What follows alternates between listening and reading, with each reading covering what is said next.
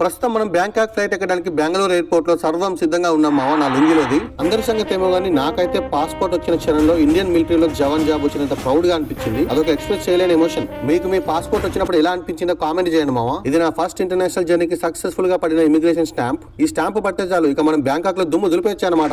వీళ్ళందరూ మనతో పాటు బ్యాంకాక్ ఫ్లైట్ ఎక్కడానికి చాలా ఆసక్తిగా ఉన్నారు. ఫ్లైట్ ఎక్కే ముందు మనం ఈ సెక్యూరిటీ చెక్ ఫినిష్ చేసుకోవాలి. అంటే ఏం లేదు మావా, మన దగ్గర ఉన్న సర్వ సామాగ్రి మొత్తం తీసేసి ఈ ప్లేట్ లో పడేసి ఆ ప్లేట్ అలా వెళ్ళి తిరిగి స్కాన్ అయ్యి అటువైపు నుంచి బయటకు వస్తుంది అనమాట.